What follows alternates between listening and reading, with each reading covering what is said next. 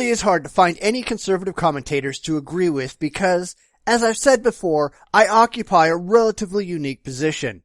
I am a conservative atheist. I do hold distinctly conservative views, but not for the religious reasons that a lot of self-proclaimed conservatives do. That means that when it comes to religion, I disagree strenuously with most of the things that they say, even though I might agree with their politics, at least conceptually. But with atheists, while I agree with their views on religion, at least conceptually, I am diametrically opposed to their views politically. So I've been poking around YouTube, and there are a couple of people that I will agree with politically that I think are off their rocker religiously. One of those people is Ben Shapiro, who I'm mostly on board with when it comes to conservatism. I just disagree with a lot of his reasons for his views, because at least some of them are religious. This time he takes on John Lennon's Imagine like it's some kind of liberal theme song, and honestly, he gets a ton of things wrong. So, let's see how it all shakes out as we all try to imagine. John Lennon's Imagine is a monstrosity. It's a moral, musical monstrosity. It is the cave troll of all that is good and holy. I mean, it is the worst thing that ever was created. The reason I'm bringing it up is because 2 days ago was the anniversary of John Lennon's assassination. Very sad. People shouldn't get killed. And so everybody decided that we're going to replay Imagine. This is the single worst song in human history. Overreacting much?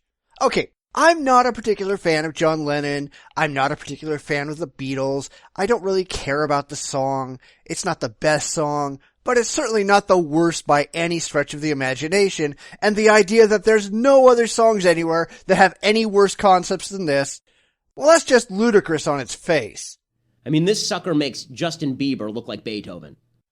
Wow, just blowing it completely out of proportion here, aren't we? Justin Bieber couldn't look like Beethoven if he was wearing a powdered wig. It's pretentious, it's garbagey, the morality that it spouts is just spew, it's moral spew, it's worse than that. It's not just nonsensical, there's a sense to it. There is a sense, but it's so deeply immoral and deeply evil, and yet it's put over this kind of pretentious, these long pretentious piano chords, and him singing meaningfully, and anybody who believes the crap in this song, you should never have any sort of conversation with them. It's a waste of your time. It's a waste of your brain power. Well, that sounds like you're talking about the religious, because take it from me, having any discussion with anyone who believes in imaginary sky daddies is a complete waste of time. Oh wait, Ben Shapiro is an Orthodox Jew who does believe in imaginary sky father. I am not a censor. The song should exist. But if I were a censor, I would take every copy of this song and I would take it to a bonfire and I would burn it because it's a terrible song. There's certain words even I won't say here. It is a garbage. This song should exist, but if you were a censor, you destroy every copy of the song. Doesn't sound like someone who actually supports free speech, does it? After all, the true test of free speech is supporting the existence of speech you disagree with.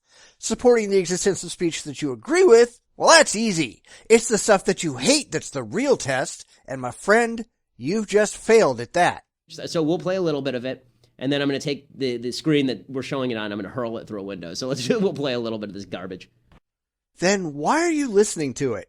Seriously, if you hate this song, and you're welcome to hate anything you want, but why are you listening to something that you hate and then complaining about it? Can't you change the radio station? I mean, your radio does have this thing called an off button. Why don't you try using it?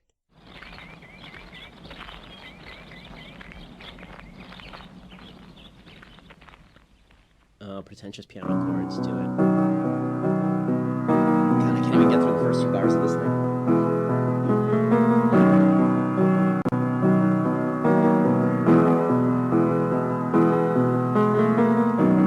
Imagine there's no heaven. There isn't for you, buddy. Or anyone else, according to every shred of evidence that we have. There's no rational reason to think there's a heaven, or a hell, or a god, or any supernatural anything. Welcome to reality. Sees if you try. No hell below us.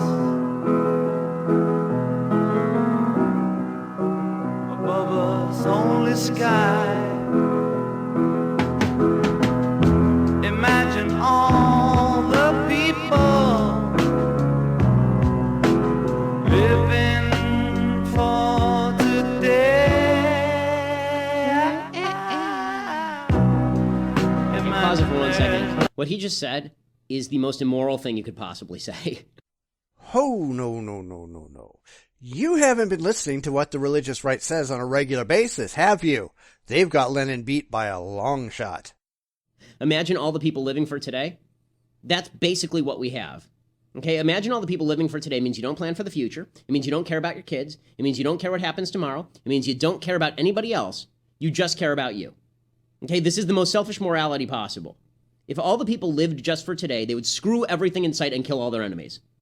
Now, while I will agree that, taken exactly as spoken in the song, it's not a particularly well thought out moral message, but, Ben, it's a song. It isn't a philosophical position. It's music. Nothing more. You're overthinking this on a ridiculous level. But there's a problem. I don't hear you being critical of the religious right, someone to whom you presumably consider yourself a member. People who openly and non-musically consider this entire life to be a complete waste of time because the only life that matters is the one that comes after you die. These are people who say that what you do doesn't matter so long as you're not pissing off your imaginary sky daddy. You can ruin the environment. You can let people die. I mean, hell, you can help people die so long as they're the bad people who follow other religions, because some magical mystical messiah is coming soon to take the faithful away, and we can just leave this planet a burning husk because you'll all be gone. And this is what they've been saying for thousands of years, and surprise, surprise, no fucking messiah. You want to talk about immoral philosophies? Fucking open your eyes and look at your own side. That's what would happen if everybody lived for today, because what happens tomorrow doesn't matter. If there's no punishment, if there's no reward and punishment in this life or any other, then all that matters is what is good for me right now.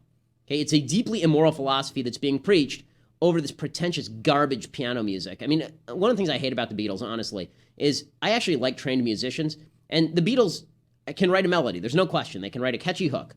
Okay, none of them knew how to read music. Call me an elitist.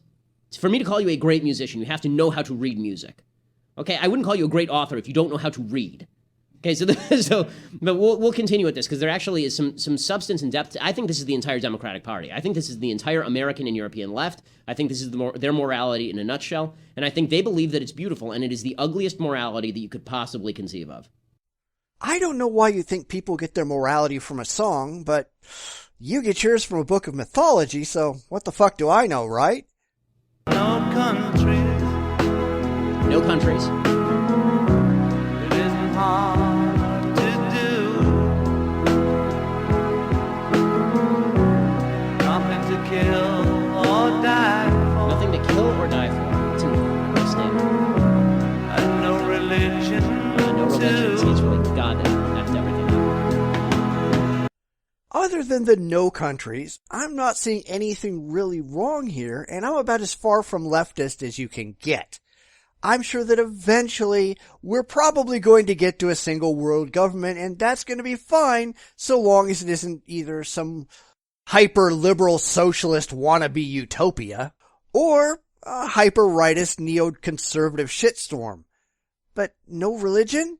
That idea ought to be celebrated. It's when man finally turns from supernatural stupidity to embracing reality as reality is, not how they wish it might possibly be. That's when humanity will have actually matured into something worthwhile. Imagine all the people living life in peace. Okay, we pause it there. The next stanza there, no religion. Religion is the cause of all the world's ills. Right. Communism and atheism murdered 100 million people in the century he was writing this. They were busy murdering people in China right as he was writing this garbage. No. While communism, the political ideology, may have murdered millions, atheism had nothing whatsoever to do with it. He's confusing correlation with causation. It's a very common logical fallacy that gets used by the crazies on both the left and the right. But here's the reality. While it is true that Stalin was an atheist, it wasn't his atheism that caused him to crack down on religion in the Soviet Union. Communism, The political philosophy requires absolute adherence to the state, and religion, among other things because it wasn't just religion, but religion gets in the way of that, hence he cracked down on it. But what these religious idiots don't mention is that when Stalin recognized that religion could be used to strengthen communism, he reinstated the church. But, don't let reality get in the way of your fantasies or anything. And of course, there's Hitler, who was a Christian, who stated very clearly that it was his belief in God that caused him to murder millions of Jews, gypsies, and homosexuals in the middle of that very same century as well. And I suspect Ben Shapiro doesn't give a damn about the gypsies and homosexuals, but you think he might remember the Jews. Okay, this is such depraved morality. There's no countries. There's nothing worth killing or dying for. Really, how about like the torture of children? Is that worth killing or dying for? The point of the song is to imagine. It's in the title. But I'm a little sad that I have to debate the meaning of a song written in 1971 with someone in 2016. So he's saying to imagine that these things are true, and I would assume that means no children are getting tortured. Or are you just missing that point? How about the murder of 100 million people? Is that worth killing or dying for? Turns out that in your happy-dappy little land here, where everybody is just wonderful and joyous, this assumes a goodness to human nature that just does not exist. The left assumes that all people inherently are good. All people are not inherently good, and anybody who's ever met a child knows this. Seriously, children are innocent, but they're not good. Everybody assumes that kids are good. Kids are not good. Kids are selfish. I love my daughter. She's wonderful, but she wants what she wants, and if she doesn't get what she wants, she fusses and she cries and she lashes out because she's a kid.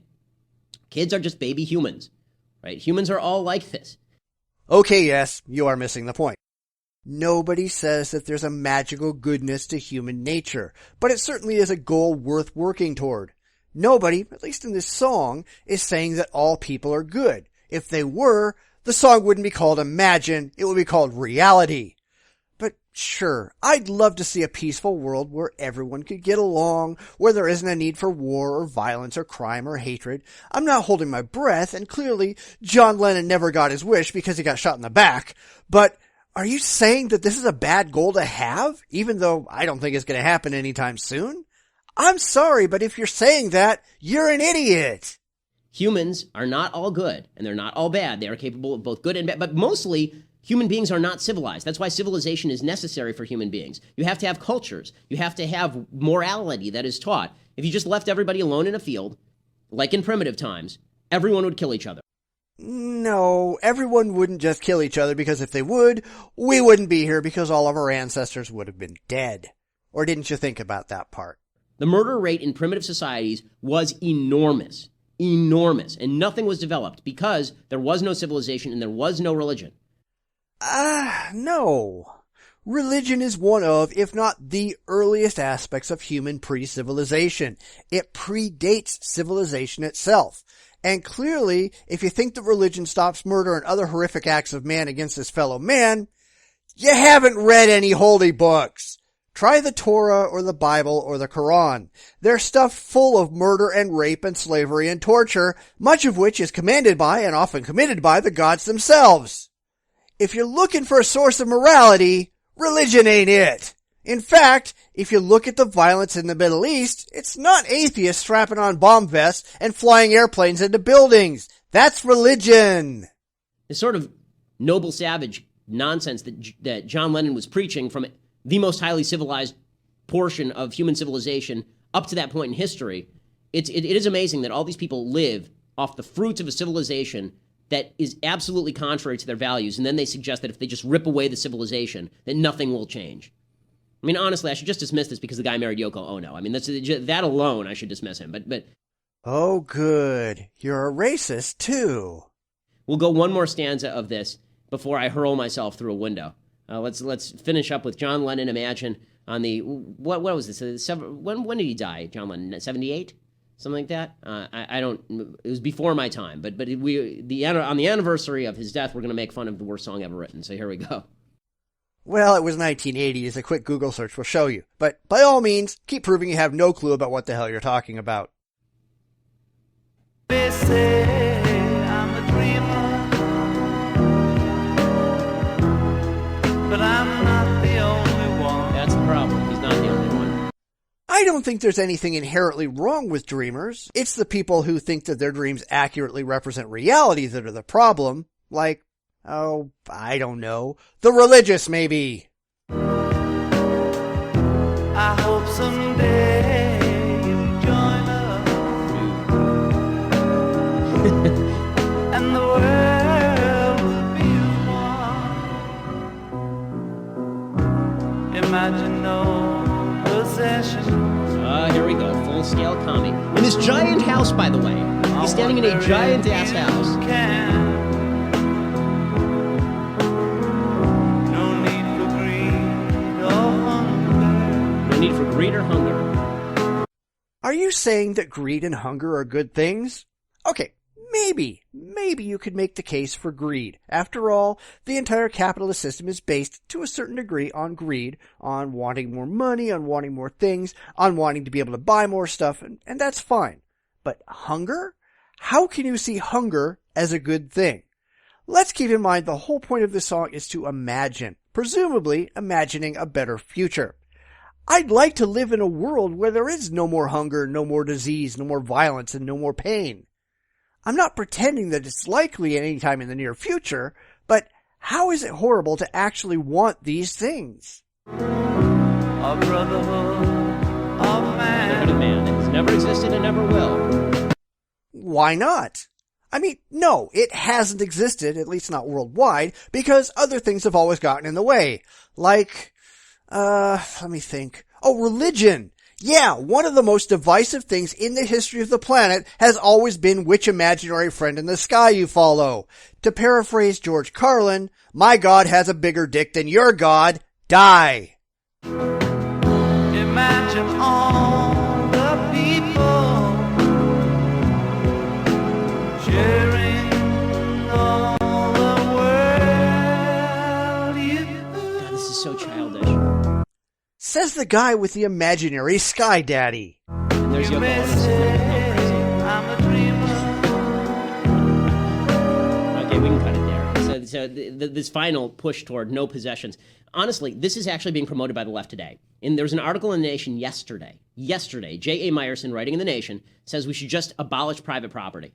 We should just get rid of it. Because when the Wampanoag, this tribe, met the Pilgrims, and the Pilgrims had claimed their land, the Indians came across the land, and the Pilgrims said to them, this is our land. And the Wampanoag said, wait a second, we don't do that sort of like land ownership thing. And J.A. Meyerson says, well, weren't they right? We still don't have a good reason why we shouldn't just share the land.